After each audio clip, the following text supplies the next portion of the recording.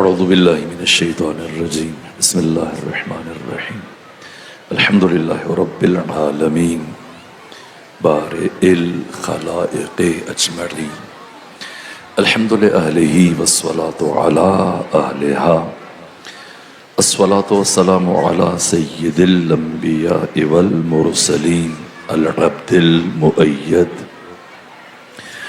الرسولنا المسدد المصطفى الأمجد الحبيب الأحمد النبي الأمي المكي المدني السراج المنير الكوكب الدري صاحب الوقار والسكينة المدفون بأرض مدينة سيدنا ونبينا وشفيع ذنوبنا وطبيب قلوبنا وحبيب نفوسنا ومولانا أبي القاسم محمدا المصطفى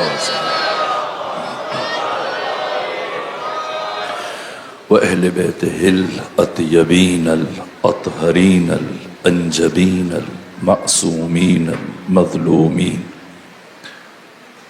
ولعنة الله على أعدائهم ومنكري فضائلهم وغاصبي حقوقهم من جوم عداوتهم إلى الآن ومن الآن إلى قيام يوم الدين أما بعد فقد قال حق سبحانه وتعالى في القرآن بسم الله الرحمن الرحيم والفجر والليال عشر والشفع والوتر والليل إذا يسر هل في ذلك قسم لذي حجر يا أيتها النفس المطمئنة ارجعي إلى ربك راضية مرضية فادخلي في عبادي وادخلي جنتي صلوات بھیجیے خاندان فاطمہ.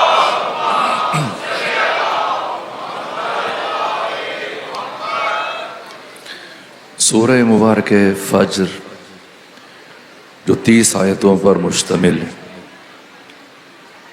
اور اس سورہ کا آغاز حق تعالی نے قسموں سے فرمایا ہے. قرآن مجید میں کل 114 صورتیں ہیں. 114 صورتوں میں سے 70 صورتوں کے آغاز میں کوئی بھی قسم نہیں ہے. باقی 44 صورتوں کے شروع میں اللہ نے 118 قسمیں استعمال کی. کسی سورہ کے شروع میں اللہ نے صرف ایک قسم استعمال کی جیسے سورہ عصر، اور کسی سورہ کے شروع میں اللہ نے 2 قسمیں استعمال کی جیسے سورہ ضحیٰ، اور کہیں 3 قسمیں استعمال کی جیسے سورہ مبارکہ العادیات. کہیں پروردگار نے 4 قسمیں استعمال کی جیسے سورہ مبارکہ 3، اور کہیں اللہ نے 5 قسمیں استعمال کی جیسے سورہ مبارکہ فجر. سورہ مبارکہ فجر کے بعد قرآن مجید کا صرف ایک سورہ ہے جہاں پر اللہ نے اس سے بھی زیادہ قسمیں استعمال کی، اور وہ سورہ مبارکہ شمس ہے جو 15 آیتوں پر مشتمل ہے. 15 میں سے پہلی 7 آیات میں اللہ نے مسلسل بغیر وقفے کے 11 قسمیں استعمال کی، یعنی آدھا سورہ قسموں پر مشتمل ہے. اور سورہ شمس کے بعد وہ سورہ جس میں سب سے زیادہ قسمیں ہیں وہ سورہ فجر. البتہ باقی جو قرآن مجید کی صورتیں ہیں 44 صورتیں جہاں اللہ نے قسمیں استعمال کی جیسی قسمیں تمام ہوئیں، ایک قسم ہے، دو ہیں، تین ہیں، چار ہیں، پانچ ہیں، فوراً بعد جواب قسم کو ذکر کیا. والعصر قسم، اور فوراً فرمایا ان الانسان لفی خسر، جواب قسم. سورہ شمس میں فرمایا والشمس وضحاها والقمر اذا تلاها والنہار اذا جلاها واللیل اذا یغشاها، مسلسل قسمیں. والسماء وما بناها والارض وما طحاها ونفس وما سواها فألهمها فجورها وتقواها. جیسی قسمیں مکمل ہوئیں فوراً جواب قسم ذکر کیا، قد افلح من زکاها. لیکن جب سورہ فجر میں پروردگار نے قسمیں اٹھائیں تو جواب قسم ذکر نہیں کیا لیکن بہت بعد میں جا کر. ان ربک لبالمرصاد، ظاہراً 16ویں آیت میں جا کر، اور بیچ میں عاد و سمود و فرعونیوں کا ذکر کرنے کے بعد ہر سورہ میں ذکر قسم کے بعد پروردگار نے جواب قسم کو ذکر کیا. سورہ فجر میں قسمیں اٹھانے کے بعد پروردگار نے جواب قسم ذکر نہیں کیا، خود بشر سے سوال کیا، کیونکہ یہ سورہ حسین ابن علی سے متعلق ہے. اور خود انسان سوچے، جیسا خود بحار الانوار کی 98 نمبر جلد میں قرآن کا وہ مفسر جس نے نوک نیزہ پہ قرآن کی تلاوت کی، حسین ابن علی علیہ آلاف و تحیید و ثنا، قرآن کے مضامین کو آقا نے 4 حصوں میں تقسیم کیا اور فرمایا القرآن علی 4 اشیاء. قرآن، یہ حسین فرما رہے ہیں، قرآن 4 چیزوں پر مشتمل، العبارہ والاشارہ واللطائف والحقائق. قرآن میں عبارت ہے، حروف ہیں، الفاظ، کلمات ہیں، اور پھر اس قرآن میں اشارے ہیں. اس سے بالاتر قرآن میں لطائف ہے، وہ لطیف باتیں جو انسان کی روح میں وجد پیدا کر دیتی ہیں. اس سے بالاتر قرآن میں حقائق ہیں، بطن اندر بطن. خود سورہ مبارکہ فجر میں بھی یہ ایک بطن ہے جس کی طرف میں اشارہ کر رہا ہوں. باقی احادیث کا سلسلہ ہے جسے تفسیر قمی میں، نور الثقلین میں، مجمع البحرین میں، تسنیم میں، باقی تفاسیر میں ذکر کی گئی، وہ بھی احادیث ہیں اور ان میں کوئی تعارض نہیں ہے بلکہ ایک دقیق اور عمیق ربط ہے. ایک تفسیر جو میں آپ کی خدمت میں عرض کر رہا ہوں یہ بھی احادیث کے تناظر میں، ایک تفسیر دوسرے احادیث کے تناظر میں، لیکن ان میں اتنا عمیق رابطہ ہے. وقت بہت تیزی سے گزر رہا ہے، اگر ممکن ہو سکا تو میں اس ربط کو بیان کرنے کی کوشش کروں گا. یہاں شروع سے قسموں کا آپ معنی کرتے ہوئے جائیں گے آخر تک، 4 آیت تک. وہاں حدیث کے مطابق امام ششم سے جو حدیث ہے اور باقی معصومین سے بھی احادیث ہیں، یہاں فجر سے مراد امام حسین ہے اور دوسری حدیث میں فجر سے مراد امام زمانہ ہے. اور اب دیکھیے یہاں حسین سے بات شروع ہو رہی ہے، وہاں امام زمانہ سے بات شروع ہو رہی ہے. اور اگر ممکن ہوا، آج تو بزرگان نے مجھ سے 2 خواہشیں کر دی، ہم نہیں معلوم کہ میں ان کی بات بھی پوری کر پاتا ہوں. یعنی 40 ربط اور 40 مشاہبتیں امام حسین اور امام زمانہ کے درمیان میں کوشش کروں گا ایک مجلس میں کم سے کم اشارے کر دوں.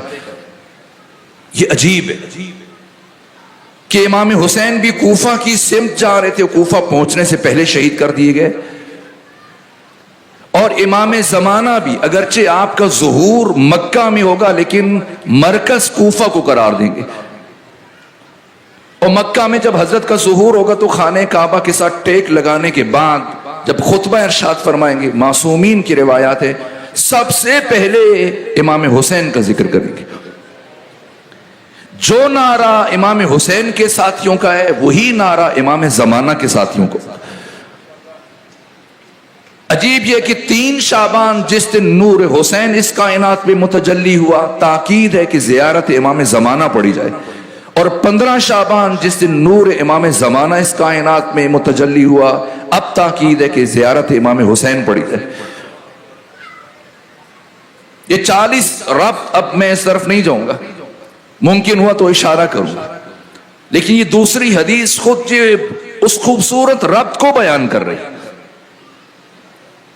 اس حدیث کے مطابق فجر سے مراد امام زمانہ، پہلے بات امام حسین سے شروع، اب یہاں سے جاری. لیال عشر سے مراد حسن سے لے کر حسن تک 10 امام، امام زمانہ پھر امام حسن عسکری اور اب اوپر جائیے امام حسن تک. والشفع والوتر، شفع یعنی جفت، جفت یعنی دو یعنی دونوں ایک جیسے برابری کی منزل پر، یعنی علی اور فاطمہ.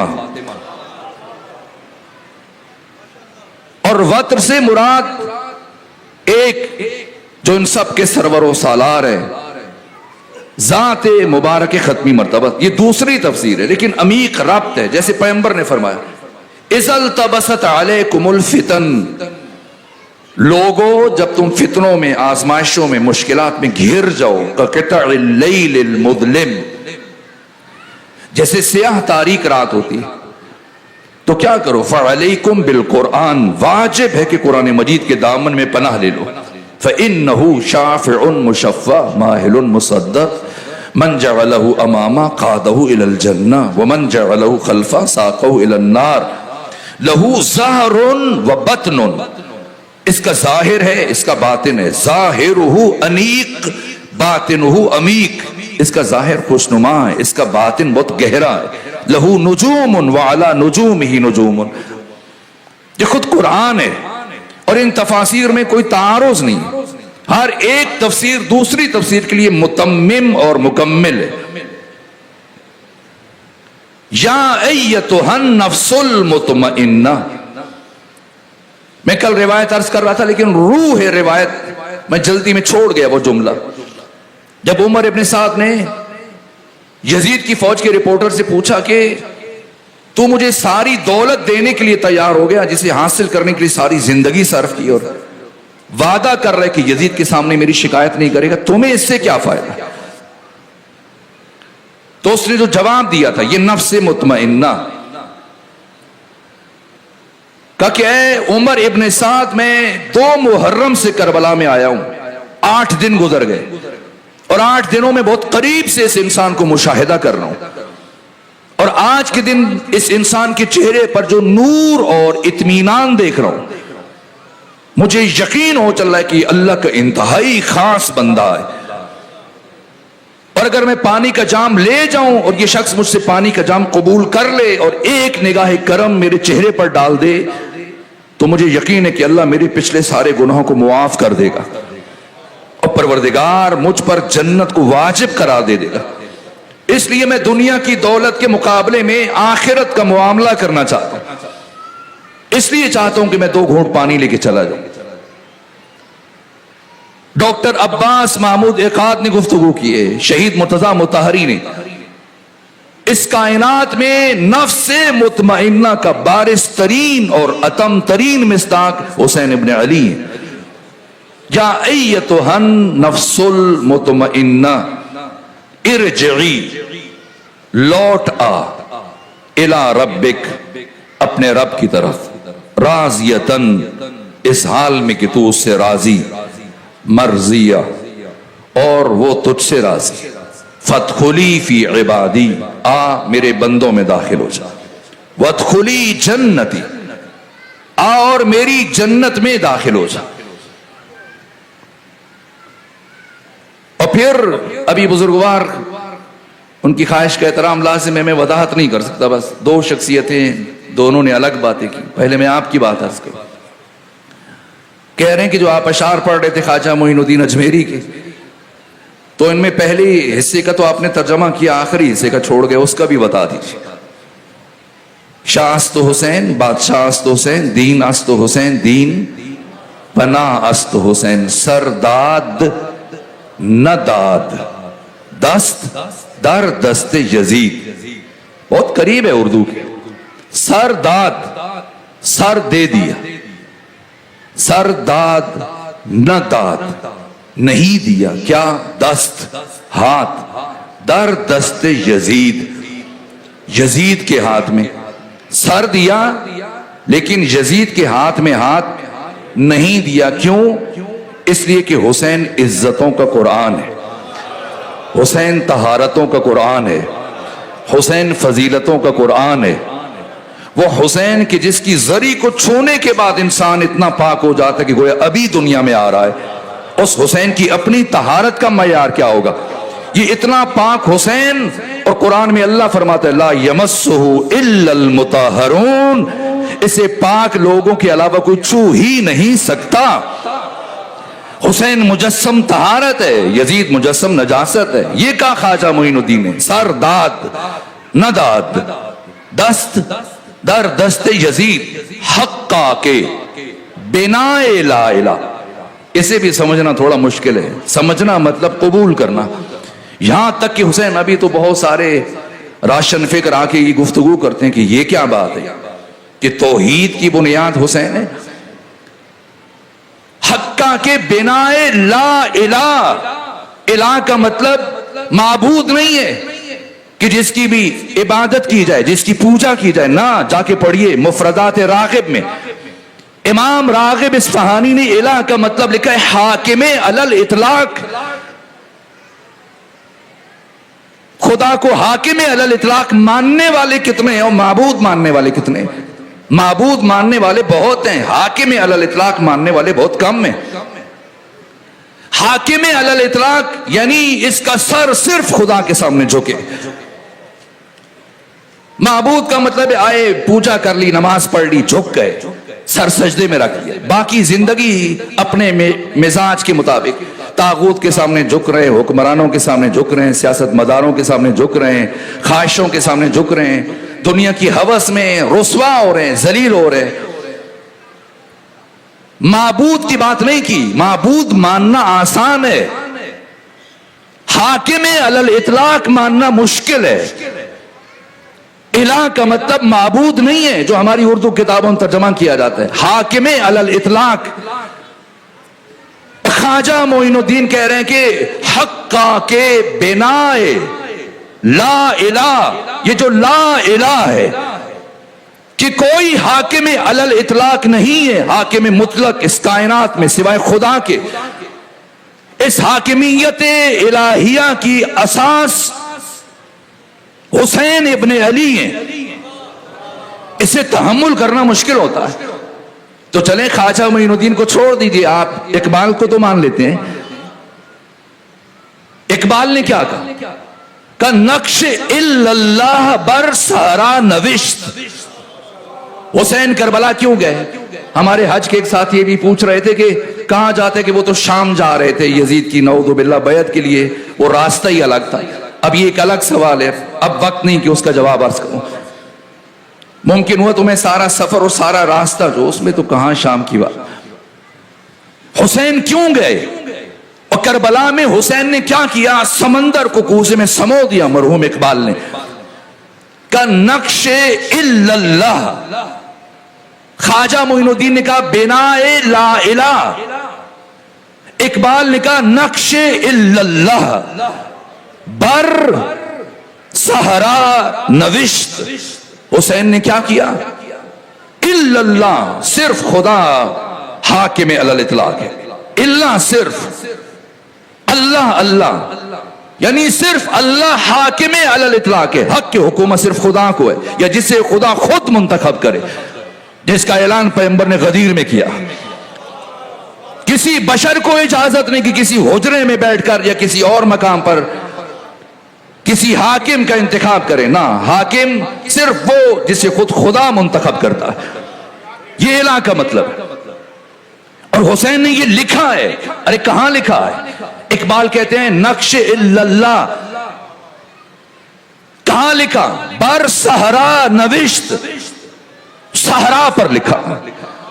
اقبال صحرا میں تو ریت ہوتی ہے، ریت پہ لکھا تو مٹ جاتا ہے، تو حسین کا لکھا ہوا، حسین نے کیوں صحرا کو منتخب کیا، کیوں کربلا کو منتخب کیا؟ کہاں اگر لکھنے والا حسین ہو اور چاہے ریت پر لکھے چاہے پانی پر لکھے ہو، حسین کی تحریر سرمدی ہو جاتی، لازوال ہو جاتی۔ لکھنے والا کون ہے؟ نقش الا اللہ بر صحرا نوشت۔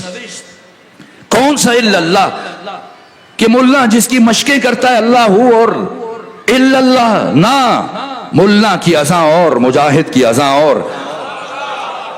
یہ الا اللہ جو حسین نے لکھا ہے، یہ ورد نہیں ہے، وظیفہ نہیں ہے، کیا ہے؟ نقش الا اللہ بر صحرا نوشت، سطر عنوان نجات ما نوشت، قیامت تک آنے والی بشریت کی نجات کا منشور لکھا ہے۔ یہ الا اللہ جو حسین نے لکھا ہے، اس کا مطلب اب قیامت تک بشر طاغوت کی غلامی سے آزاد ہو جائے۔ سطر عنوان نجات ما نوشت۔ اقبال اور آگے بڑھے، خواجہ معین الدین نے بھی اضراب کیا ہے، بڑھتے چلے گئے، پہلے شاہ کا، پھر بادشاہ کا، پھر دین کا، پھر دین پناہ کا۔ اقبال بھی بڑھ رہے ہیں، پہلے کہا نقش الا اللہ بر صحرا نوشت، سطر عنوان نجات ما نوشت، اور پھر کہا کہ صرف لکھا نہیں، کہا بھی، اور ایسا کہا کہ حسین کی آواز اب بھی صداؤں میں گونج رہی ہے۔ اور کہاں کا؟ ان کے زیر تیغ گوید لا الہ، وہ حسین کے جو تلوار کی دھار کے نیچے بھی کہہ رہا تھا لا الہ، کوئی معبود نہیں۔ 13 مرتبہ کہا ہے حسین نے رزن بے قضائک، بے قضاء ہی نہیں کہا ہے۔ عجیب ہے، خدا کہہ رہے یا ایتھا النفس المطمئنہ۔ خدا نے بھی جبرائیل کو وسیلہ اختیار نہیں کیا، براہ راست حسین سے بات کی، حسین بھی براہ راست خدا سے گفتگو کر رہے۔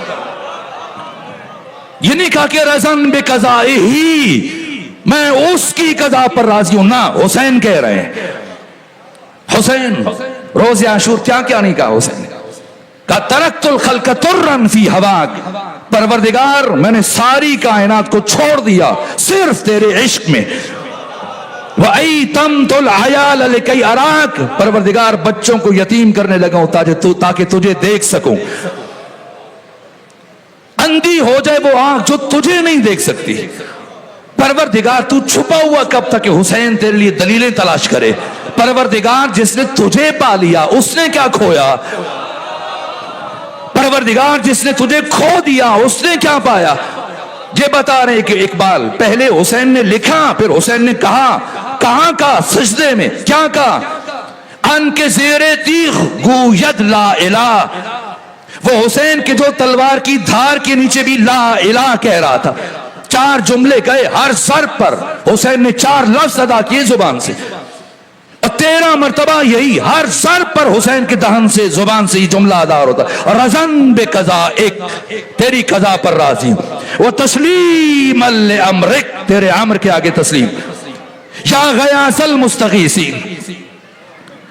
حسین ابن علی، اقبال کہہ رہے ہیں ان کے زیر تیغ گوید لا الہ، وہ جو تلوار کی دھار کے نیچے لا الہ الا اللہ کہہ رہا ہے، اور تلوار چل کے، یہ اقبال ہیں، کس کس کا انکار کریں گے؟ معین الدین کا، اقبال کو تو مانتے۔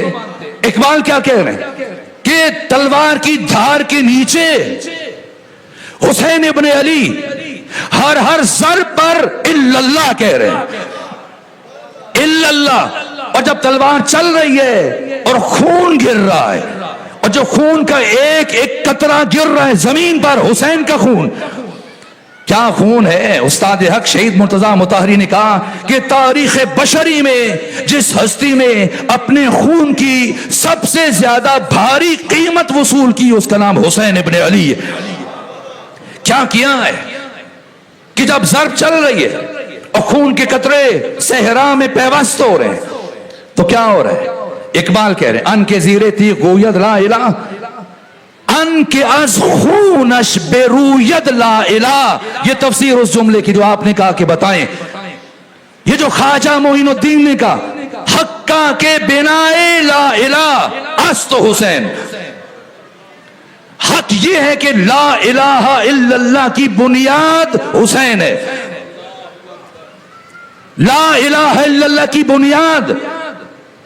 اقبال نے بھی کوئی دوسری بات نہیں کی ہے. اقبال نے بھی یہی کہا ہے کہ جب حسین کے جسم سے خون کے قطرے زمین پر گر رہے تھے، جب حسین زبان سے لا الہ الا اللہ کہہ رہے تھے. عجیب جملہ ہے. ان کے از خونش، رویدن مصدر ہے، اس کا مطلب ہے اگنا، پھوٹنا. اب ترجمہ خود کیجیے کہ ان کے از خونش بے رویت لا الہ، وہ حسین کی جس کے خون کے ایک ایک قطرے سے لا الہ الا اللہ اگ رہا تھا، پھوٹ رہا تھا. حسین نے آ کر توحید کا احیاء کیا ہے، اثر نو توحید کو زندہ کیا ہے، ورنہ توحید ختم ہو چکی تھی. کیا کیا حسین نے؟ شرمندہ ہوں، وقت تیزی سے گزر رہا ہے.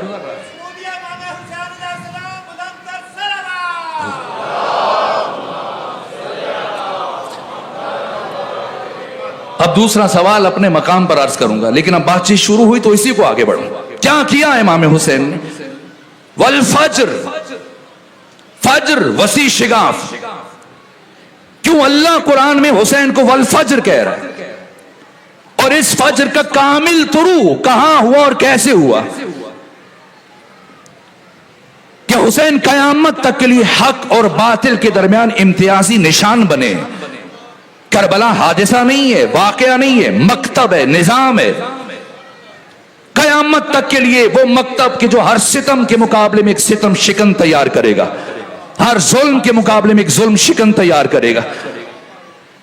اور ایک جملہ عرض کرتا ہوں، میں نے سنا ابھی یہاں کی کچھ نااہل حکومت کے افراد اور تو کچھ نہیں کر سکتے کہ بھائی 40 پہ گھروں سے نہ نکلیں اور نہ چلیں.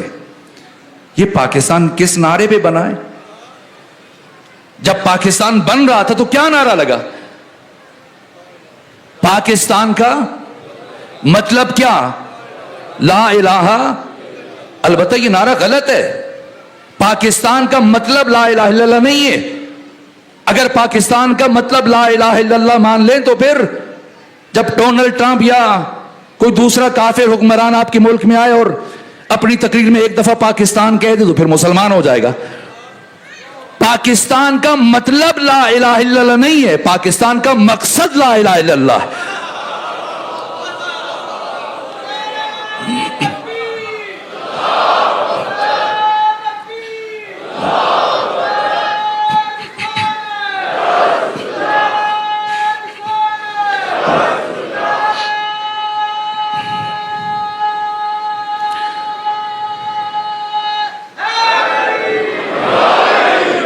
پاکستان کا مقصد لا الہ الا اللہ. پاکستان بنا لا الہ الا اللہ کے لیے. تو جس نے تصور دیا پاکستان کا اسی کی بات مان لیجئے. اس لا الہ الا اللہ کی بنیاد حسین ابن علی ہے. جس حسین ابن علی کے تصدق میں یہ ملک بنا ہے، آپ کی اتنی اوقات ہو گئی، اتنی حیثیت ہو گئی ہے کیا آپ یہ کہنا شروع کر دیں کہ 40 حسینی کے موقع پر کوئی گھر سے باہر نہ نکلے؟ اگر پچھلے سالوں میں آپ کسی وجہ سے نہیں جا پائے، شرکت نہیں کر سکے، تو ان حالات میں لازم ہے کہ اپنے محسن کے احسان کا شکریہ ادا کرنے کے لیے اگر کوئی بیمار ہے اسے بھی لے جائیں.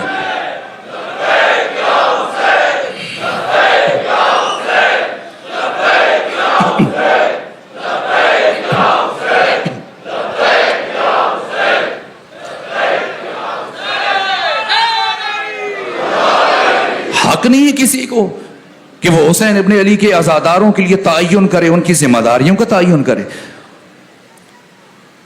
یہ ہمارا مذہبی فریضہ ہے، یہ ہمارا شخصی حق ہے، یہ ہمارے بنیادی حقوق میں سے ہیں. آپ نہ آئیے. لیکن حسینی کبھی گھر نہیں رک سکتا. کیوں نہیں رک سکتا؟ کیا کیا حسین نے آپ بھی سمجھ لیجئے. میں یہی چیز عرض کر دیتا ہوں. مگر حسین ابن علی اپنی ذات کے لیے مدینے سے چلے تھے. امام حسین نے مدینہ کیوں چھوڑا؟ مجھے افسوس ہوتا ہے. ماہ محرم میں عام طور پر جیسی ماہ محرم کی مجالس شروع ہوتی ہیں تو بس اوقات خطبہ پڑھتے ہیں. امام حسین نے مدینہ چھوڑا. کیوں چھوڑا؟ آپ کو بولا خطوط لکھے گئے. پہلی وجہ یہ کہ آپ کو یزید ابن معاویہ نے خط لکھا ہے بیعت کا. کس نے کہا یزید نے خط لکھا؟ امام حسین کو بیعت کا خط یزید نے لکھا ہے. اسے تو خبر ہی نہیں تھی. جب یزید کا باپ مرا ہے, پڑھیے تاریخ مدینہ تو دمشق ابن عساکر نے لکھا ہے.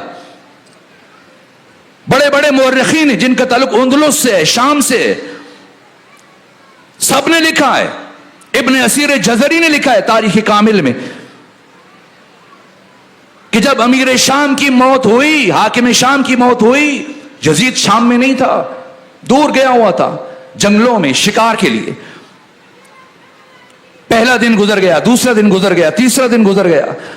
ضحاک بن قیس جو اس کی فوج کا سپہ سالار تھا, اس نے نماز جنازہ پڑھائی ہے حاکم شام کی, اور سپاہی دوڑا ہے کہ جاؤ یزید کو تلاش کر کے لاؤ, جہاں سے ملے اس سے کہو باپ مر چکا ہے, جلدی آؤ. اور ڈھونڈتے رہے اور جا کر چوتھے دن یزید کو پکڑ کے لائے. باپ کی نماز جنازہ میں بھی شامل نہیں تھا. خط کس نے لکھا ہے؟ بڑی بڑی شخصیات اور بڑے بڑے مورخین اور سیرت نگاروں نے, تاریخ نویسوں نے لکھا ہے امیر شام نے خود بیٹھ کر یہ خط لکھوایا, املا کروایا, خط لکھوایا اور کہا اطباء ماہرین دائیں بائیں کھڑے ہیں, سرجون کھڑا ہے, ابن اسال کھڑا ہے, باقی لوگ کھڑے ہیں, اور کہا کہ جیسے ہی میری موت کا یقین ہو جائے بلا فاصلہ قاصد کو مدینے حسین ابن علی کی طرف روانہ کر دیا جائے. میں نے عرض کیا تھا امام حسین کے قتل کی ساری منصوبہ بندی خود امیر شام نے کی. وہ باتیں ذہن میں محفوظ ہیں. مدینے کے حاکم کو تاکید کی تم نے حسین کو کچھ نہیں کہنا ہے, نہیں الجھنا, حسین کو مدینہ سے نکلنے دو. ولید بن عتبہ بن ابو سفیان برابر جاسوس بھیج کے پوچھ رہا تھا اب حسین کہاں گئے, اب حسین کہاں گئے, اب حسین کہاں گئے. جب نکل گئے تو اس نے سجدہ شکر ادا کیا کہ پہلا کام ہو گیا. پھر 5 دن سفر کر کے امام حسین 3 شعبان کو مکہ پہنچے. عمرو بن سعید بن عاص اشتق مکہ کا گورنر ہے, اور ملاقاتیں ہوتی رہیں, مختصر سامنا ہوتا رہا. جرأت نہیں کہ کچھ کہے کچھ کرے. یہاں تک کہ جب امام یہاں سے چلے 8 ذی الحج کو تو یہ روکے کہ کہاں جا رہے ہیں. سپاہی ہے اس کے پاس, 4000 کا لشکر ہے. روکا نہیں روکا, کیوں؟ تاکید ہے. آگے چھٹا گورنر ہے کوفے کا جس کا نام ہے نعمان بن بشیر. بشیر جس کا تعلق انصار سے تھا, اور سقیفہ بنی سعدہ میں جب انصار سعد بن عبادہ کے انتخاب کر رہے تھے, تمام انصار جمع تھے سعد بن عبادہ پر. بشیر جو سعد بن عبادہ کا چچا زاد بھائی تھا, اس کا بیٹا ہے نعمان. اس بشیر نے کیا کیا؟ سب سے پہلے سعد بن عبادہ کی نفی کی, اور جو دوسرے 3 افراد گئے تھے ان میں سے ایک کے ہاتھ پر بیعت کی. یہ بشیر ہے, اس کا بیٹا نعمان ہے. اور اسے امیر شام نے تاکید کی کہ تم نے نرم رویہ رکھنا ہے. 20 سالوں میں کوفے کو شیعوں سے خالی کر دیا گیا. اب کہتے ہیں شیعوں نے بلایا, شیعوں نے مار دیا. 50,000 اہل شام کو کوفہ میں آباد کیا گیا, آبادی کا تناسل بدل کے رکھ دیا گیا. اس خوف و ہراس کی فضا میں اگر کسی کے دل میں اہل بیت کے لیے محبت ہے تو بس محتاط پالیسی ہے, تقیے پہ چل رہا ہے. لیکن اب امکان ہے کہ اگر حسین آئے تو ممکن ہے کہ یہ لوگ اٹھیں اور ساتھ دیں. اس لیے نعمان سے کہا کہ تم نے کوئی سختی نہیں کرنی, دیکھو کیا ہوتا ہے. اور دیکھا دیکھی لوگ بیعت کرنے لگ گئے. کچھ مخلص تھے, کچھ ایسی بھیڑ چال کے نتیجے میں. اور جب سامنے آ گئے تو اب ابن زیاد کو بھیجا اور اس سے کہا کہ جس جس نے کھل کر سامنے آ کر مخالفت کی ہے میرے بیٹے یزید کی, سب کو گرفتار کرو. کتنوں کو قتل کیا, کتنوں کو شام بھیجا, کتنوں کو کوفے کے زندانوں میں منتقل کیا, خالی کر دیا کوفے کو. ایک طرف کوفے کو خالی کیا تشیع سے کہ کوئی حسین کا ساتھ نہ دے سکے، دوسری طرف کوشش کی کہ حسین نہ مدینے میں قیام کرے نہ مکہ میں قیام کرے، کوفہ کی طرف آئے اور کوفہ پہنچنے سے پہلے حسین کا کام تمام کر دیا جائے تاکہ میرے بیٹے یزید کے دامن پر حسین کے قتل کا کوئی دھبا نہ لگنے پائے۔ یہ اس کی پوری منصوبہ بندی تھی۔ لیکن دوسری طرف امام حسین نے کیوں کربلا کا انتخاب کیا؟ جب آپ مدینہ چھوڑ رہے ہیں، میں نے پہلی بات کی، دو باتیں اب وقت تیز گزر رہا ہے انہی کو عرض کروں۔ پہلی بات جو کہا جاتا ہے کہ آپ سے بیعت کا مطالبہ کیا گیا، اس لیے قیام کیا۔ میں نے عرض کیا بیعت کا مطالبہ خود حاکم شام نے کیا ہے، بیٹا بعد میں پہنچا۔ دوسری بات، حاکم شام جب 9.5 کروڑ مسلمان جو 3 بر اعظموں میں زندگی گزار رہے ہیں، جب سب یزید کی بیعت کر چکے ہیں، تو اکیلے حسین کی بیعت کے لیے اتنا اصرار اور اتنی کوشش کیوں کی جا رہی ہے؟ حسین بیعت نہ کریں کیا ہو جائے گا؟ جب 9.5 کروڑ لوگوں نے یزید کو خلیفہ مان لیا ہے، تو اکیلے حسین کی کیا حیثیت ہے؟ کیوں حزب حاکم اور حاکم شام مصر رہ گئے حسین سے بھی بیعت لیں؟ کیوں لینا چاہتا ہے؟ اس لیے کہ بنو امیہ کی مجبوری ہے۔ کیا مجبوری ہے؟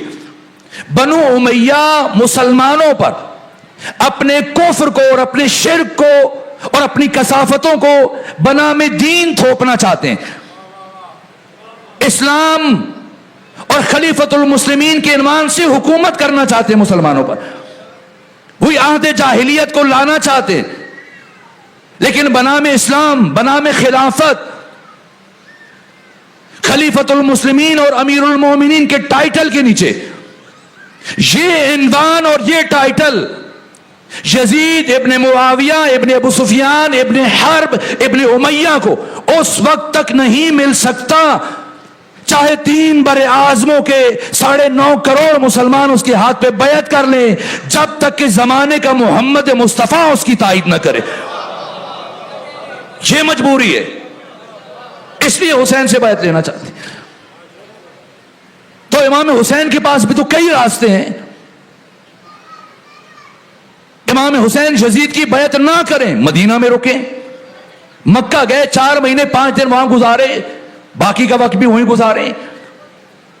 جب مدینے سے جا رہے تھے تو یہ تمام افراد پہلے مدینے میں ملاقاتیں ہوئی، بعض مکہ تک آئے امام کے ساتھ۔ عبداللہ بن جعفر منع کر رہے ہیں، جناب حنفیہ روک رہے ہیں نہ جائیں، کہ اگر جانا چاہتے ہیں کوفہ نہ جائیں، یمن چلے جائیں، وہ آپ کے وفادار ہیں، انہوں نے آپ کے بابا کا بھی ساتھ دیا، آپ کے بھائی کا بھی ساتھ دیا۔ عبداللہ ابن عمر نے کہا کہ آپ قبیلہ بنو ثقیف کے پہاڑی علاقوں میں پناہ گزین ہو جائیں، جگہ بدلتے رہیں، آپ بھی محفوظ رہیں گے، بچے بھی، آپ کے انصار بھی، آپ کے بھائی بھتیجے بیٹے سب محفوظ رہیں گے۔ عبداللہ ابن زبیر نے مشورہ دیا، کہا کہ آپ ہندوستان چلے جائیں، اسلامی سرزمین سے نکل جائیں۔ امام حسین کے پاس کئی راستے ہیں۔ امام حسین یزید ابن معاویہ کی بیعت نہ کر کے بھی خود کو بچا سکتے ہیں۔ خود عبداللہ ابن زبیر جس نے مشورہ دیا کہ آپ ہندوستان چلے جائیں، کیا اس نے یزید کی بیعت کی تھی؟ نہیں کی تھی۔ عبداللہ ابن زبیر نے یزید کی بیعت نہ کر کے کیا قتل ہو گیا؟ نہ صرف یہ کہ عبداللہ ابن زبیر قتل نہیں ہوا، یزید سے 2 گنا بڑی حکومت بنانے میں کامیاب ہو گیا۔ امام حسین بھی مکہ پہنچے اور عبداللہ ابن زبیر بھی مکہ پہنچا۔ جس رات امام حسین چلے مدینہ سے، اسی رات عبداللہ ابن زبیر اپنے 3 بھائیوں کے ساتھ، جعفر منذر کے ساتھ چلا مکہ کی طرف۔ ادھر امام حسین پہنچے، ادھر عبداللہ ابن زبیر مکہ پہنچ گیا۔ جب نکل رہے تھے تو اس نے امام حسین کو مشورہ دیا، کہا کہ معروف راستوں سے نہ جائیں، جیسے مثلا کبھی کبھی سیاسی حالات میں پیچیدگی آ جاتی ہے ملکی سطح پر، تو بعض سیاسی پارٹیوں کے لیے پریشانی ہوتی ہے، گرفتاریاں ہوتی ہیں، پھر ان کے جو بنیادی ورکرز ہوتے ہیں ان سے کہا جاتا ہے احتیاط کریں، آپ معروف راستوں سے نہ جائیں ورنہ ناکے لگے ہوئے گرفتار کر لیں گے. آپ غیر معروف راستوں سے چھپتے چھپاتے ادھر ادھر سے جائیں تاکہ منزل تک پہنچ جائیں. عبداللہ ابن زبیر نے امام حسین کو مشورہ دیا، اگر آپ مکہ چاہ رہے تو میرا مشورہ ہے کہ معروف راستوں سے نہ جائیے، راستے میں یزید کے سپاہی ہوں گے، گرفتار کر لیں گے، آپ کے لیے مشکلات بن سکتی ہیں. کھیتوں سے، جنگلوں سے، پگڈنڈیوں سے گزرتے وہ چھپتے چھپاتے پہنچے مکہ. سنیں امام حسین نے کیا جواب دیا. یہ فرق ہے عبداللہ ابن زبیر میں اور حسین ابن علی میں. عبداللہ ابن زبیر حکومت کر کے بھی اس کا نام محو ہو گیا تاریخ سے. حسین ابن علی شہید ہو کر بھی زندہ ہیں. کیوں زندہ ہیں؟ آپ مدینہ سے مکہ، مکہ سے کربلا، کربلا کے 8 دن میں دیکھیں حسین بجائے خود حسین کی کسی ایک ساتھی سے معمولی کمزوری کا اظہار ہوا ہو کسی گوشے میں پہنچ کر. امام حسین 4 محرم کو بھی جنگ کر سکتے تھے، نہیں کر سکتے تھے. جب خیمے اکھاڑنے کے لیے 2000 کا لشکر آیا، شمر ابن ذوالجوشن تلواریں لے کے پہنچ گیا. خیمے اکھاڑے، جرت تھی اس میں. امام حسین جنگ کر سکتے تھے، کہتے نہیں اکھاڑیں گے، ہمارا حق ہے. 60,000 درہم کے عوض یہ زمین خریدی ہے، 16 مربع میل زمین. یہ قدریں کربلا کی. امام حسین قابض نہیں ہے، وہ آ کر حملہ آور ہو رہا ہے. تو امام حسین کہتے کہ میری اپنی جگہ ہے، میں کیوں اکھاڑوں. لیکن اگر اب جنگ کرتے تو مورخ لکھتا کہ جذباتی حالت میں جنگ ہو گئی تھی، انہوں نے خیمے اکھاڑنے کا، یہ نہیں اکھاڑ رہے تھے، لڑے، بات ختم ہو گئی. حسین نے کربلا کو سرمدی بنانا ہے. 7 محرم کو پانی بند ہوا. بندش آپ پر امام حسین جنگ کر سکتے تھے، اس لیے کہ بہتے ہوئے پانی پر جس طرح سے دشمن کا حق ہے اسی طرح سے امام حسین کا حق ہے. پانی انسان کی بنیادی حقوق میں سے ہے. روزے عاشور سے شروع کریں، 21 دن مسلسل یکم سفر تک. ان بیبیوں نے راستے میں کھانا نہیں مانگا. 3 دنوں میں کھانا بھی ختم ہو چکا تھا، کھانا نہیں مانگا گیا. لیکن پانی کا مطالبہ کیوں کیا گیا؟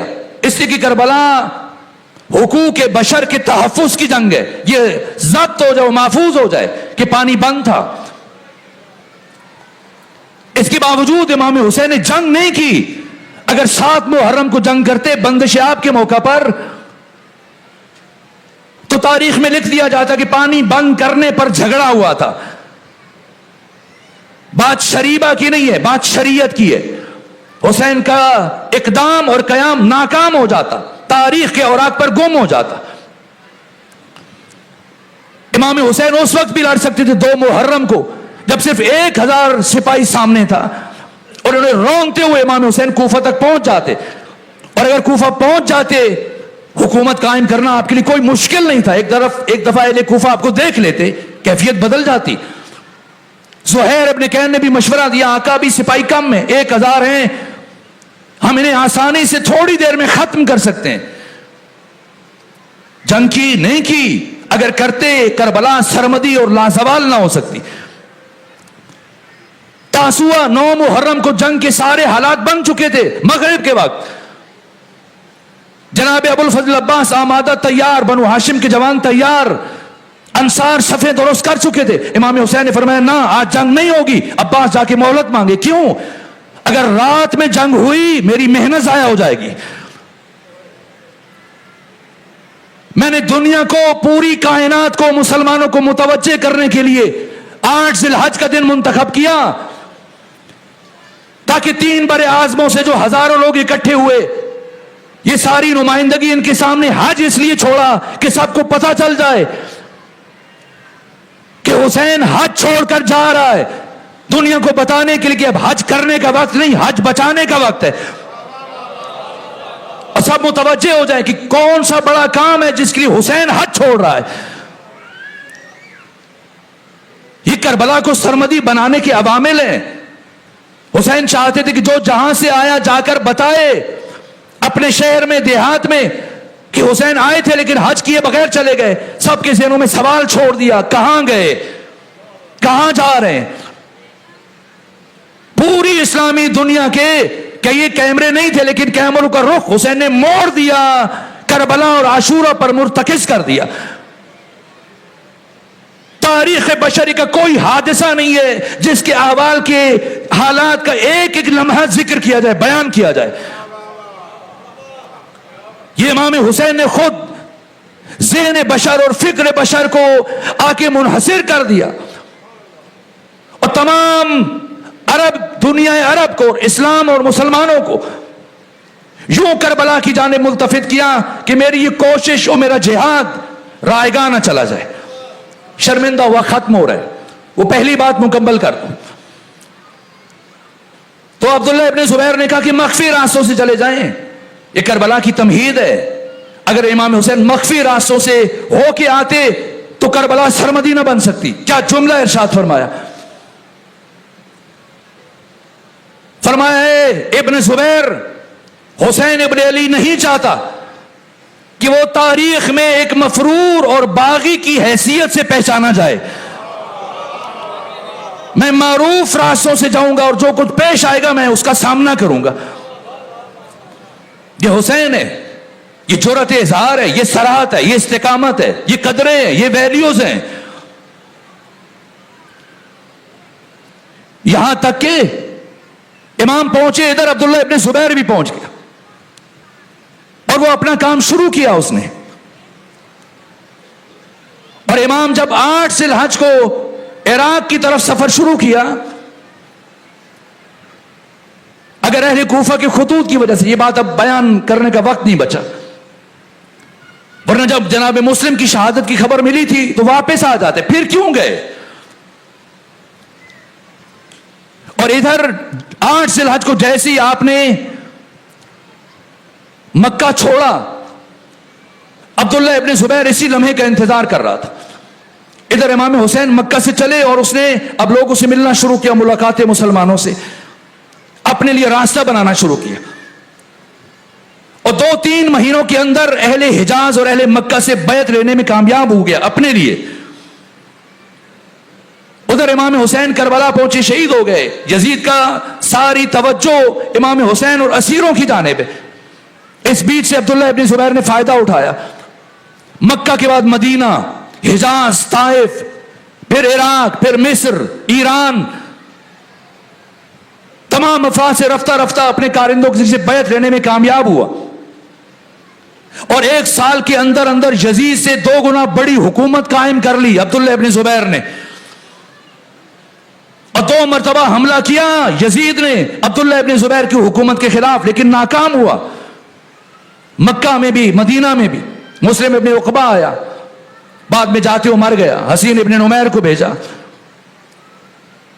شکست کھائی، مکہ جل گیا، مدینہ میں جو کچھ ہوا، خانہ کعبہ جلا، 3 دن مسجد نبی میں گھوڑے باندھے گئے، 3 دن مدینہ کو یزید کے سپاہیوں کے لیے مباح قرار دیا گیا۔ سب کے باوجود عبداللہ ابن زبیر کی حکومت ختم نہ ہوئی، یہاں تک کہ یزید 3 سال 8 مہینے 14 دن حکومت کر کے مر گیا۔ بیٹا آیا معاویہ ثانی، باپ پر لعن طعن کی، حکومت سے الگ ہوا۔ مروان بن حکم آیا، 9 مہینے حکومت کی، بالآخر بیوی کے ہاتھ سے مارا گیا۔ اس کا بیٹا عبد الملک بن مروان 64 ہجری میں آیا اور مسلسل حملے کرتا رہا حجاج بن یوسف کے ذریعے، اور 73 ہجری میں جا کر 12 سال گزرنے کے بعد عبداللہ ابن زبیر کی قتل کے بعد دوبارہ سے بنو امیہ کی حکومت قائم ہوئی، ورنہ یزید اور مروان، عبد الملک بن مروان، بنو امیہ، ان کی حکومت سمٹ کر شام تک محدود رہ گئی، کنسرین، لبنان، فلسطین، شامات، بس۔ میں یہ کہنا چاہ رہا ہوں کہ یزید ابن معاویہ کی بیعت نہ کر کے نہ صرف یہ کہ عبداللہ ابن زبیر قتل نہ ہوا بلکہ یزید سے بڑی حکومت بنانے میں کامیاب ہو گیا۔ تو کیا امام حسین یزید کی بیعت نہ کر کے خود کو بچا نہیں سکتے تھے؟ کتنے مشورے دیے گئے آپ کو، کسی پر عمل کر لیتے۔ لیکن استاد حق شہید مرتضیٰ مطہری نے لکھا ہے، جتنے لوگ حسین کو مشورے دے رہے تھے سب اس حقیقت کو شیشے میں دیکھنے کی صلاحیت نہیں رکھتے تھے جو حسین ابن علی اینٹ اور پتھر میں دیکھنے کی صلاحیت رکھتے تھے۔ میں شرمندہ ہوں, وقت تمام ہو چکا, لیکن گفتگو بے نتیجہ رہ جائے گی, اس لیے ایک جملہ عرض کر دوں. چند سال پہلے سید العلماء علامہ علی نقی نکن یوم حسین کے موقع پر برابر 3 دن یوم حسین کا سلسلہ جاری رہا, اور اس میں علماء, اسکالرز, دانشور, مفتی, محدث, اہل تسنن, اہل تشیع, ہندو, سکھ, عیسائی, سب آئے. شعراء, ادیب باری باری امام حسین کو خراج عقیدت پیش کر رہے تھے. اور یوم حسین کا موضوع یہ تھا کہ اگر حسین کربلا نہ جاتے تو کیا ہوتا. امام حسین اس لیے کربلا نہیں گئے کہ یزید نے آپ سے بیعت کا مطالبہ کیا. سنیں میرے عزیزو, بچے جوان, غور کریں کربلا کیا ہے. اس لیے نہیں گئے. اگر یزید امام حسین سے بیعت کا مطالبہ نہ کرتا تب بھی واللہ حسین کربلا جاتے. اس لیے کہ کوفہ والوں نے آپ کو خط لکھے. مدینہ میں کون سا خط آیا تھا امام حسین کے پاس؟ امام حسین 3 شعبان کو مکہ پہنچے اور 1 مہینہ 12 دن مکہ میں گزارے, اور 15 رمضان کو قیس ابن مسار سیداوی اور سعید بن عبداللہ حنفی اہل کوفہ کے خطوط لے کر آئے, دعوت دی. اہل کوفہ کو 2 مہینے کے بعد پتہ چلا کہ حاکم شام کی موت ہو چکی ہے. نہ امام حسین نے اس لیے مدینہ چھوڑا کہ آپ سے بیعت کا مطالبہ کیا گیا, نہ آپ نے اس لیے مدینہ چھوڑا کہ اہل کوفہ نے آپ کو مدد کے خط لکھے. کیوں مدینہ چھوڑا؟ اور اگر حسین ابن علی مدینہ نہ چھوڑتے, گھر سے نہ نکلتے اور کربلا نہ جاتے تو کیا ہوتا؟ یہ موضوع تھا یوم حسین کا. 3 دن دانشور, مفتی, محدث, شعراء, ادیب آ کر اظہار خیال کرتے رہے نظم اور نثر میں. اور تیسرے دن, آخری دن, سید العلماء علامہ علی نقی نکن کی باری تھی. انہوں نے اختتامی خطاب کرنا تھا. جیسے وقت گزر رہا ہے اسی طرح سے ہنگام غروب تھا, 5-7 منٹ باقی تھے آذان مغرب سے. اور جب ان کی باری آئی اور لوگ دور و نزدیک سے سفر کر کے ان کے خطاب کو سننے کے لیے جمع ہوئے تھے, لیکن جب دیکھا کہ اب وقت تو تمام ہو رہا ہے اور ایسا نہیں کہ آذان کے وقت خطاب کریں گے, تو چہروں پر مایوسی آ گئی کہ جس عالم کے خطاب کو سننے کے لیے اتنے دور سے اکٹھے ہوئے, جمع ہوئے, اس کی گفتگو سے محروم رہ جائیں گے. اور جب وہ منبر پر آئے اور لوگوں چہروں پر خاص اداسی دیکھی تو کہا پریشان نہ ہو, اداس نہ ہو, میں 5 منٹ سے پہلے اپنی گفتگو سمیٹنے میں کامیاب ہو جاؤں گا. مولا متقیان فرماتے علم نکتہ تھا, جاہلوں نے پھیلا دیا. عالم اسے کہتے ہیں جو بات کو سمیٹنے کا ہنر جانتا ہے. میں جاہل ہوں, مجھ سے بات پھیل جاتی ہے, لیکن انہوں نے بات کو سمیٹا ہے. موضوع تھا کہ اگر حسین کربلا نہ جاتے تو کیا ہوتا. انہوں نے ایک جملہ کا کہ اگر حسین کربلا نہ جاتے تو کیا ہوتا. آج نماز جمعہ بدھ کے دن پڑھی جا رہی ہوتی, بدھ کے دن پڑھی جا رہی ہوتی. یہ انہوں نے کہا ہے. شاید ان کے پاس وقت کم تھا یا انہوں نے اپنے سامعین کی ذہنی سطح پہ اعتماد کیا, لیکن میں جو چند سالوں سے تاریخ اسلام اور کربلا اور عاشورہ کا مطالعہ کر رہا ہوں, میں اس نتیجے پر پہنچا ہوں کہ اگر حسین کربلا نہ جاتے تو صرف نماز جمعہ بدھ کے دن نہ پڑھی جا رہی ہوتی, بلکہ ہر معروف منکر بن چکا ہوتا, ہر منکر معروف بن چکا ہوتا, ہر واجب کو ہم حرام سمجھ کر چھوڑ چکے ہوتے, ہر حرام کو واجب سمجھ کر عمل کر رہے ہوتے. ہمارے گھروں میں شراب کو زمزم سے زیادہ اہمیت مل چکی ہوتی. اور مختصر کروں, ہمارے گھروں میں, عبادت گاہوں میں, شادی حالوں میں ہم اکٹھے ہوتے اور ایک مولوی صاحب سر پر چائنا کی ٹوپی رکھ کر یا دستار پہن کر ہاتھوں میں تسبیح گھماتے ہوئے آتے اور ہمارے درمیان بیٹھ کر ایک ماں کا اس کے سگے بیٹے کے ساتھ, ایک بھائی کا اس کی سگی بہن کے ساتھ نکاح پڑھ کے چلے جاتے, اور ہم مٹھائیاں تقسیم کرنے کے بعد ایک دوسرے کو مبارکباد دے کر اپنے اپنے گھر چلے جاتے, اور کسی ایک کو پتہ تک نہ چلتا کہ کتنا بڑا ظلم ہوا ہے اگر حسین کربلا نہ جاتے. حسین اپنی ذات کے لیے کربلا نہیں گئے. حسین ابن علی یزید کی بیعت نہ کر کے بھی خود کو بچا سکتے تھے, ناموس بشر کے لیے گئے, غیرت انسانی کے لیے گئے, اخلاقی قدروں کے لیے گئے. حسین کو ماننے کے لیے شیعہ ہونا ضروری نہیں ہے, انسان ہونا چاہیے جس میں رمق انسانیت باقی ہے. اس کا سر کبھی حسین کے قدموں سے قیامت تک نہیں اٹھ سکتا. ایک ہندو ڈاکٹر رہے, ڈاکٹر گپتا رام, ہندوستان سے تعلق تھا, ہندو تھے, لیکن 3 شعبان اور 10 محرم کو خود ڈاکٹر تھے, ان کی بیٹی, بیٹے, بہو سب ڈاکٹر تھے, اور یہ 3 شعبان اور 10 محرم کو کلینک بند کرتے. ان کے بچے اور بیٹیاں, بیٹے, داماد سب, اور یہ کھانے بنا کے تقسیم کرتے اور شربت پلاتے لوگوں کو. کئی سال ان کا یہ انداز رہا, یہاں تک کہ کسی نے پوچھا کہ گپتا رام آپ تو مسلمان نہیں ہو, آپ تو شیعہ نہیں ہو, پھر اتنا اہتمام کیوں کرتے ہو؟ میں اتنے سالوں سے دیکھ رہا ہوں, 3 شعبان کو جس دن حسین آئے, 10 محرم کو جس دن حسین کی شہادت ہوئی, اتنا اہتمام کرتے ہو کیوں؟ کہ کیا کروں؟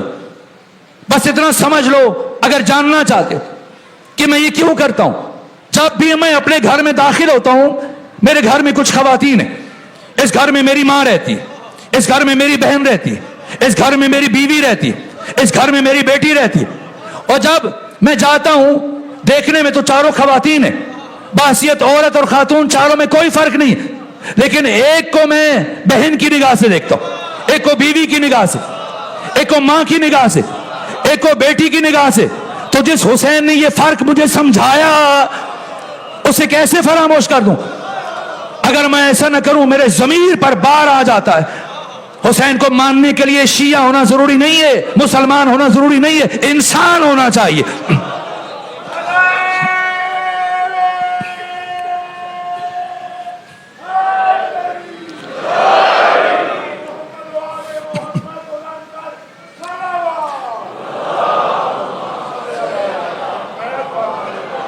بات شیعہ کی نہیں ہے, پوری اسلامی دنیا میں جتنے مسلمان زندگی گزار رہے ہیں, دیوبندی, بریلوی, اہل حدیث, حنفی, شافعی, حنبلی, مالکی, اس وقت روئے زمین پر جو مسلمان زندگی گزار رہے, جس مسلمان کے پاس بنام دین جو کچھ ہے, آذان ہے, اقامت ہے, نماز ہے, تلاوت ہے, حج ہے, عبادت ہے, جس کے پاس بنام دین جو کچھ ہے صرف اور صرف حسین ابن علی کی وجہ سے. ہر انسان مدیون ہے حسین ابن علی کا. اللہ کی قسم, ساری کائنات اگر قیامت تک گریہ کرے, حسین کی بیٹی جناب سکینہ کے رخسار پر لگنے والے ایک تماچے کی قیمت نہیں دی جا سکتی. کیا دیا حسین نے؟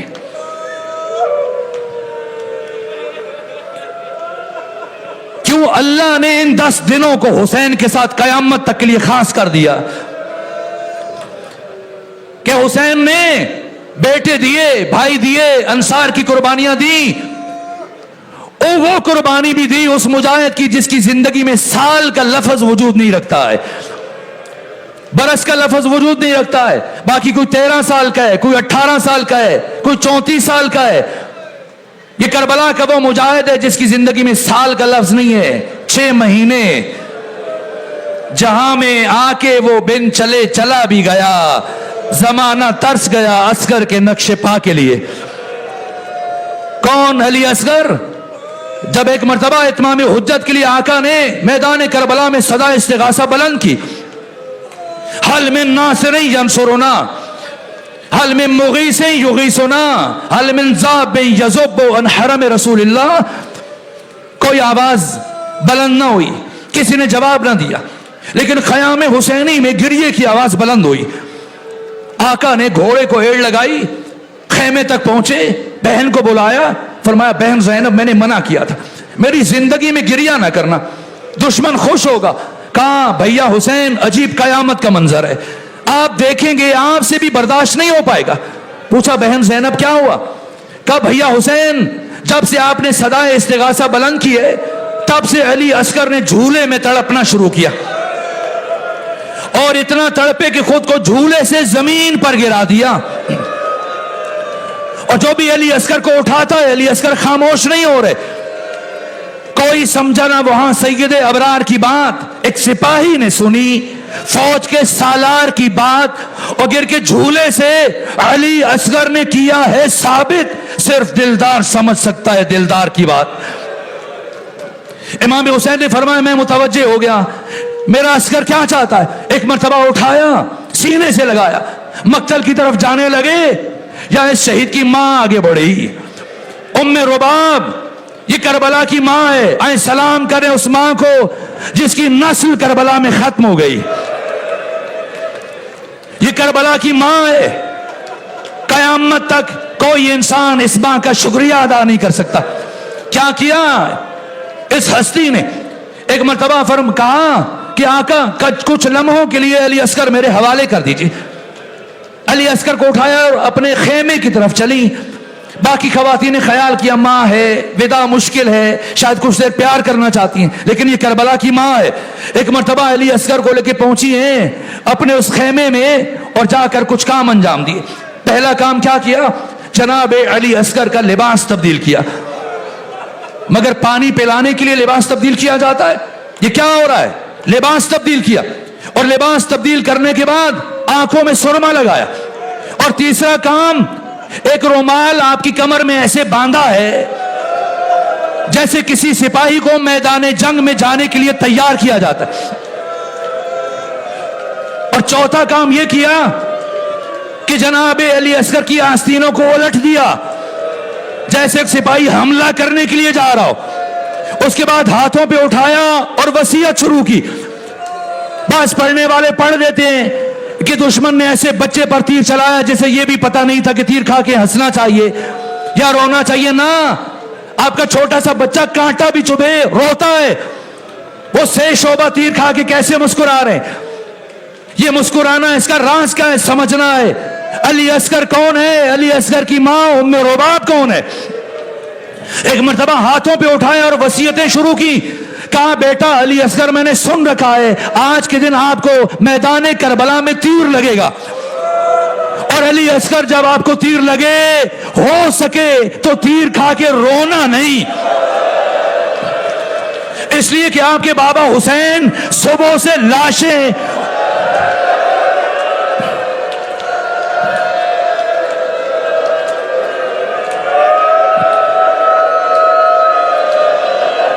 اس لیے کہ آپ کے بابا حسین صبح سے لاشیں اٹھا اٹھا کر تھک چکے ہیں، اگر آپ روئیں گے ان کے دل کو تکلیف پہنچے گی۔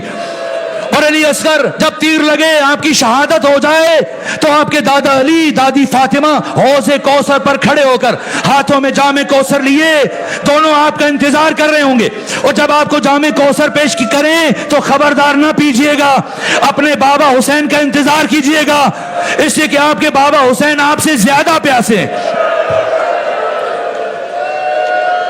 اور علی اصغر اگر ماں پوچھ لے، اگر دادی فاطمہ زہرا پوچھ لے کہ آپ کی ماں نے آپ کا چہرہ دھلا کر نہیں بھیجا تو بتانا اے دادی اماں پانی پینے کے لیے بھی موجود نہیں تھا، ورنہ میری ماں میرا چہرہ دھلا کے بھیجتی۔ اب اپنے خشک ہونٹوں سے علی اصغر کی ننھی سی پیشانی کا بوسہ لیا، علی اصغر کو ہاتھوں پہ اٹھایا، چلتے ہوئے آگے بڑھی، امام حسین کے ہاتھوں پہ رکھا۔ حسین چلے میدان کربلا میں، اور جب پہنچے یہاں طولانی گفتگو ہے لیکن وقت ختم ہو رہا ہے تو دو جملے عرض کروں۔ یہاں تک کہ ایک مرتبہ دشمن نے کہا کہ اب حسین پانی مانگے گا، یہاں شہید مرتضی مطہری نے تصریح کی ہے کہ حسین نے اپنی زبان سے پانی کا سوال نہیں کیا۔ حسین خودداری کی آخری منزل، حسین عزت انسانی کی معراج، پانی بنیادی حق ہے، اس کے باوجود پانی نہیں مانگا، بس علی اصغر کو آگے بڑھایا۔ اور عمر ابن سعد متوجہ ہوا کہ حسین پانی چاہیے، اس شرط پہ پانی دیں گے اگر یہ بچہ خود مانگے۔ عمر ابن سعد نے یہ سوچا تھا بھلا یہ 6 مہینے کا بچہ پانی کیسے مانگے گا، لیکن علی اصغر حسین کی روحانیت کا وارث، جب عمر ابن سعد نے یہ مطالبہ کیا اور شرط رکھی اگر بچہ خود مانگے تب پانی دوں گا۔ ایک مرتبہ حسین ابن علی نے علی اصغر کو کربلا کی گرم ریت پر رکھا، علی اصغر نے اپنا چہرہ دشمن کے لشکر کی طرف کیا، پھر خشک لبوں پر اپنی زبان کو پھیرنا شروع کیا، اب علی اصغر کے دان سے آواز بلند ہوئی، الاتش الاتش الاتش، دشمن کے سپاہیوں کے کانوں تک پہنچی ہے۔ منظر اتنا عجیب تھا، عمر ابن سعد کے سپاہی منہ چھپا چھپا کر گریہ کر رہے تھے۔ عمر ابن سعد پریشان ہوا جب اپنے لشکر کی حالت بدلتے ہوئے دیکھی۔ ایک مرتبہ ہرملہ سے کہا، ہرملہ تو بڑا ماہر تیر انداز ہے، اقطع کلام الحسین، حسین کے کلام کو قطع کرو۔ ہرملہ نے تلہ کمان میں ایک تیر جوڑا، جس تیر کا وزن بہت بہرحال علی اصغر سے بہت زیادہ تھا۔ یہاں مرد بیٹھے، مومنین بیٹھے، یہاں ہماری مائیں بہنیں، آپ کے گھروں میں چھوٹے بچوں کا دودھ چھڑوایا جاتا ہے۔ جب کسی بچے کا دودھ چھڑواتے ہیں کتنا اہتمام کرتے ہیں، کھلونے لے کے آتے ہیں، پھل لے کے آتے ہیں، مٹھائیاں لے کے آتے ہیں۔ جائیں ڈھونڈیں تاریخ بشر میں کسی بچے کا دودھ ایسے نہیں چھڑوایا گیا جس طرح سے ام رباب کے علی اصغر کا دودھ چھڑوایا گیا۔ ایسا تیر چلا جس کا وزن علی اصغر کے وزن سے زیادہ تھا۔ تیر چلا نہ، صاحب دمت الثاقبہ نے لکھا فَذَبَحَهُ مِنَ الْأُذُنِ إِلَى الْأُذُنِ، اس تیر نے علی اصغر کو ایک کان سے لے کر دوسرے کان تک ذبح کر دیا۔ بس میرے عزیزو، حسین علی اصغر کو لے کر چلے۔ میں آخری جملے عرض کر رہا ہوں، علی اصغر کو لے کر چلے، خیام کے نزدیک پہنچے۔ آپ روز عاشور ایک عمل کرتے ہیں، یہ عمل حسین کے عمل کی شبیہ ہے۔ 7 مرتبہ حکم ہے روز عاشور آپ ایک قدم آگے لے کے جائیں، پھر ایک قدم پیچھے لے کے آئیں۔ یہ کام کس نے کیا؟ آقا حسین نے۔ کب کیا؟ جب علی اصغر کی لاش کو خیام تک لے کے گئے، 7 مرتبہ آگے بڑھے، 7 مرتبہ حسین نے قدم پیچھے ہٹایا۔ کیوں؟ حسین یہ سوچ رہے تھے علی اصغر کو اس حالت میں دیکھ کر کوئی خاتون مر نہ جائے، کہیں میری سکینہ مر نہ جائے، کسی بی بی کی شہادت نہ ہو جائے، اس لیے خیموں کے اندر نہیں گئے، خیام کی پشت پر گئے اور اپنی تلوار سے ایک مرتبہ قبر کھودنا شروع کی۔